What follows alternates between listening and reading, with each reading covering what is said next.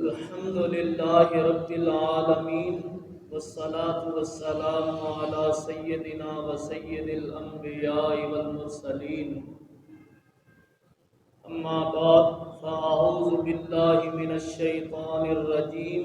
بسم الله الرحمن الرحيم ومن يتق الله يجعل له مخرجا ويرزقه من حيث لا يحتسب۔ سورہ طلاق کی یہ آیت بڑی امید افزا ہے۔ اللہ تبارک و تعالی نے اس آیت میں اہل ایمان کو، کلمہ پڑھنے والوں کو اور خدا سے ڈرنے والوں کو بڑی امید دلائی ہے۔ نبی اکرم صلی اللہ علیہ وآلہ وسلم نے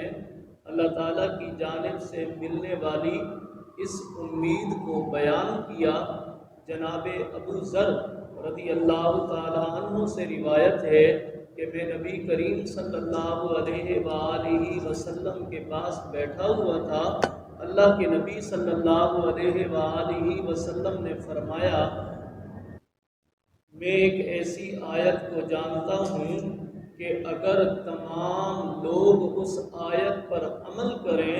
تو وہ تمام لوگوں کو کفایت کر جائے گی، یعنی لوگوں کے جملہ معاملات کو حل کر دے گی۔ حضرت ابو ذر کہتے ہیں، میں نے عرض کیا رسول اللہ صلی اللہ علیہ وسلم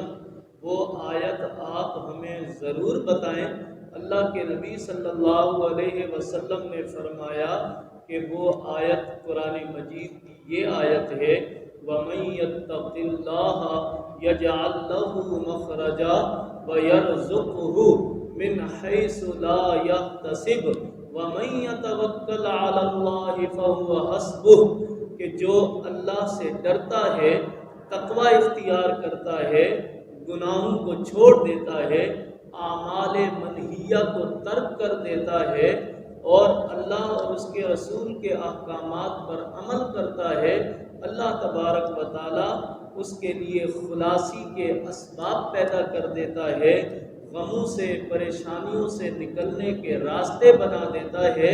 اور اسے ایسی جگہ سے رزق عطا فرماتا ہے جہاں پر اس کا وہم و گمان بھی نہیں پہنچ سکتا۔ اور جو اللہ پر بھروسہ کرتا ہے، اللہ پر توکل کرتا ہے، اللہ تبارک و تعالی اس کو کافی ہو جاتا ہے۔ اس آیت کی تفسیر میں ان دونوں چیزوں کو جمع کرنے والا واقعہ، جس سے ہمیں یہ نظر آتا ہے کہ خدا سے ڈرنے والوں کے لیے مشکلات سے نکلنے کے راستے بھی پیدا ہوئے اور ان کو رزق بھی ملا، دونوں چیزیں ملی۔ ایک واقعہ وہ ہے جو مورخ ابن جریر طبری نے بیان کیا ہے۔ یہ بہت بڑے مورخ اور مفسر گزرے ہیں۔ یہ کہتے ہیں، میں مکہ مکرمہ میں گیا ہوا تھا علم کے حصول کی خاطر۔ وہاں حج کا موقع آیا، حج کا موسم آیا، لوگ جمع ہو گئے۔ تو ایک دن کہتے ہیں کہ لوگ طواف کر رہے تھے، میں نے دیکھا کہ ایک شخص کھڑا ہوا، اس نے اہل طواف سے خطاب کیا اور کہا، او طواف کرنے والوں، میں خراسان کا رہنے والا خراسانی ہوں اور میں اپنے ساتھ زاد راہ کے طور پر خرچ کرنے کے لیے 1000 دینار کی تھیلی لایا تھا۔ وہ میری تھیلی کہیں ٹوٹ گئی ہے یا گم ہو گئی ہے یا کسی نے نکال لی ہے، اللہ کے کسی بندے کو ملی ہو تو میں اس سے گزارش کرتا ہوں کہ میری وہ تھیلی واپس کر دے، اللہ اسے جزائے خیر عطا فرمائے گا۔ اہل طواف نے، وہاں جمع ہونے والے لوگوں نے یہ اعلان سنا، سب پہ سناٹا طاری ہو گیا، سب خاموش ہو گئے اور تھوڑی دیر بعد اس خاموش مجمع میں سے ایک بوڑھا اٹھا اور اس نے کہا کہ اے خراسانی، تم اپنے پیسوں کے لیے اعلان کر رہے ہو، گمشدہ مال کے لیے، دیناروں کے لیے اعلان کر رہے ہو، تم ساتھ انعام کا بھی اعلان کر دو، ساتھ یہ بھی کہہ دو کہ جو میری اس تھیلی کو لوٹائے گا میں اسے 100 دینار انعام کے طور پہ دوں گا، کیونکہ تمہارے 1000 دینار تب تمہیں واپس مل جائیں گے، تو تم کچھ انعام رکھ دو۔ ہو سکتا ہے کہ کسی ایسے شخص کے پاس تھیلی ہو جو ضرورت مند ہو اور وہ تمہیں پیسے پورے واپس کر دے، تم 100 دینار دے دینا، اس کی ضرورت پوری ہو جائے گی، تمہیں تمہارا پیسہ مل جائے گا، اس کی بھی ضرورت پوری ہو جائے گی۔ خراسانی نے تھوڑی دیر سوچا اور سوچنے کے بعد کہا، نہیں، میں 100 دینار دینے کے لیے راضی نہیں ہوں۔ جس نے مجھے تھیلی واپس کرنی ہے، جس کے پاس ہے، وہ تھیلی واپس کر دے۔ اس نے یہ اعلان کیا، بیٹھ گیا، مجمع چھٹ گیا۔ مورخ ابن جریر طبری کہتے ہیں کہ میرے دل اور ذہن نے یہ موافقت کی کہ ہو نہ ہو کہ وہ دینار کی تھیلی کسی بوڑھے کے پاس ہے، اسی کو ملی ہوگی جس نے یہ بات کی ہے۔ وہ کہتے ہیں میں بوڑھے کے پیچھے بیٹھ گیا اس انتظار میں کہ یہ بوڑھا گھر جائے تو میں بھی اس کا تعاقب کروں، دیکھوں کہ واقعی اس کے پاس ہے یا نہیں، یا اس کے معاملات کیا ہیں۔ وہ کہتے ہیں کہ وہ بوڑھا مکہ مکرمہ کا ہی رہنے والا تھا، وہ اپنے گھر کی جانب چلا تو میں بھی خاموش قدموں کے ساتھ اس کا تعاقب کرتے ہوئے پیچھے اس کے گھر گیا۔ جب وہ اندر گھس گیا تو میں دروازے کے ساتھ کھڑا ہوا تھا۔ میں نے سنا کہ بوڑھا جیسے ہی اندر گیا اس نے اپنی بوڑھی بیوی سے کہا کہ اس تھیلی کو سنبھال کے رکھنا جو 1000 دیناروں کی تھیلی ہے۔ آج مجمع کے سامنے اس شخص نے اعلان کر دیا کہ میرے دینار لوٹا دو، مجھے واپس کر دو، اور سب کو پتہ لگ گیا ہے۔ اور میں نے اس سے کہا کہ تم اس کے لیے کچھ اعلان کر دو، لیکن اس نے اعلان کرنے سے انکار کر دیا ہے۔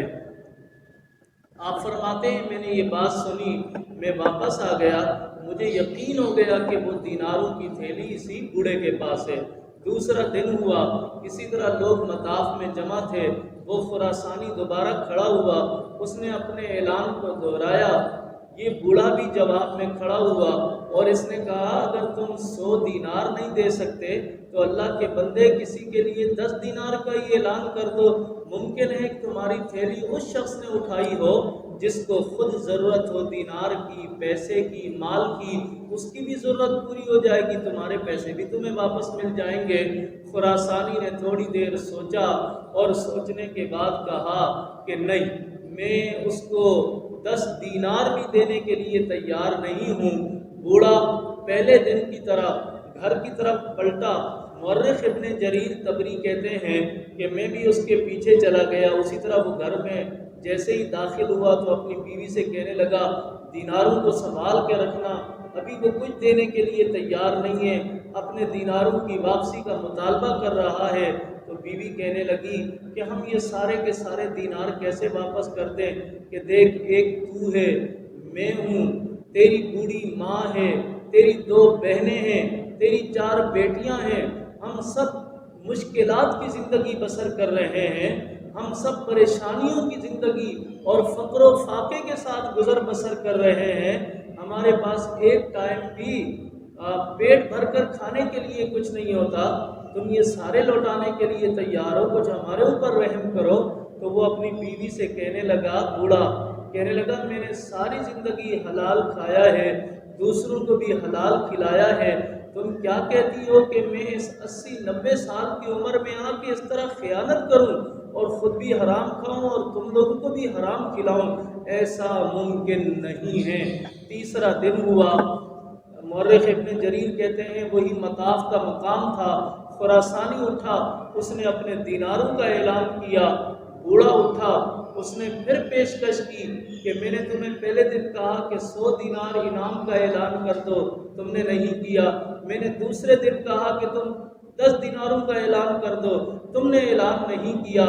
آج میں تم سے کہتا ہوں کہ تم زیادہ نہیں 3 دیناروں کا ہی اعلان کر دو، ہو سکتا ہے جس نے تھیلی اٹھائی ہو یا جس کے پاس تمہاری تھیلی پہنچی ہو وہ بھی ضرورت مند ہو، اس کی ضرورت پوری ہو جائے گی اور تمہیں تمہارا مال مل جائے گا۔ خراسانی نے تھوڑی دیر سوچا اور سوچنے کے بعد اس نے پھر سر اٹھایا اور کہا کہ نہیں، میں 3 دینار بھی دینے کے لیے تیار نہیں، میں 1 دینار بھی دینے کے لیے تیار نہیں۔ کسی کے پاس تھیلی ہے تو وہ اللہ کی رضا کے لیے میرا مال مجھے لوٹا دے، ورنہ قیامت کے دن میں گریبان پکڑ کے اس کا حساب لوں گا۔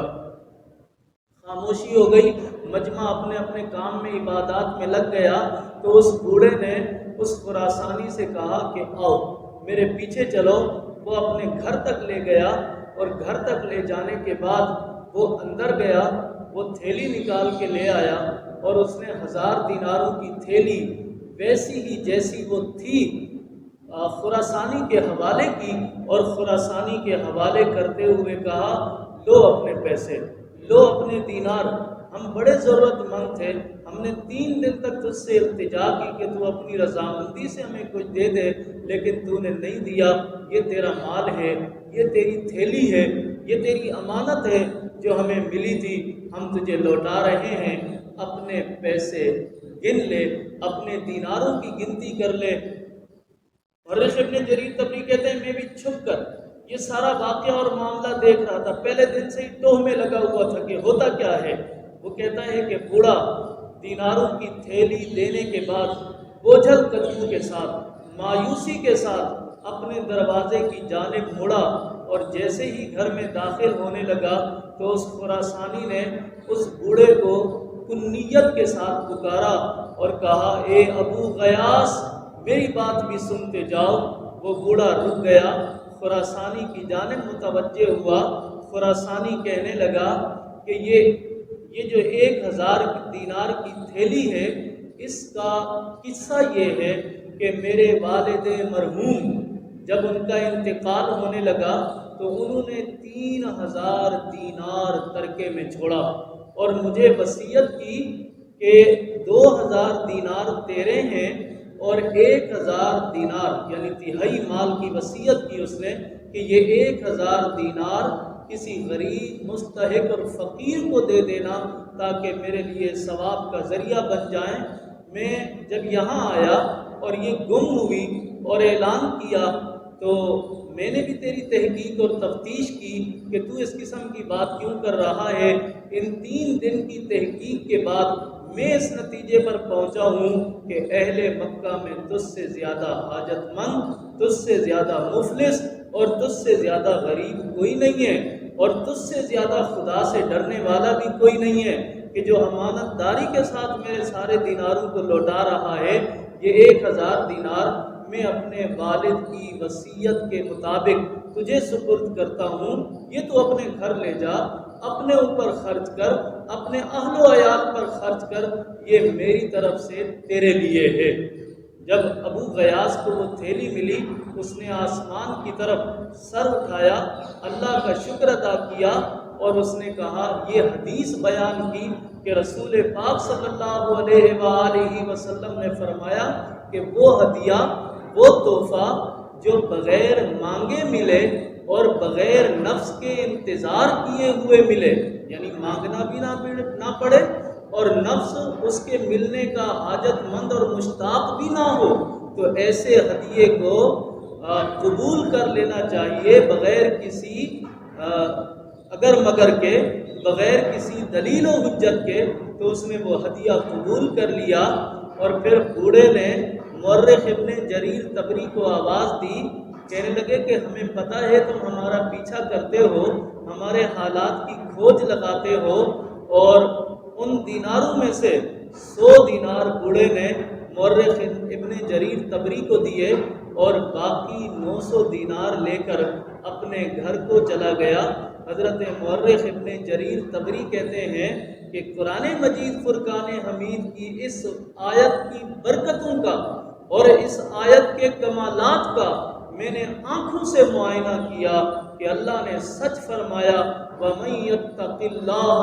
يَجْعَل لَّهُ مَخْرَجًا وَيَرْزُقْهُ مِنْ حَيْثُ لَا يَحْتَسِبُ وَمَن يَتَوَكَّلْ عَلَى اللَّهِ فَهُوَ حَسْبُهُ۔ جو اللہ سے ڈرتا ہے اللہ تعالیٰ اس کے لیے مصائب، مشکلات، فقر و فاقہ، غربت، افلاس، پریشانیوں، امراض سے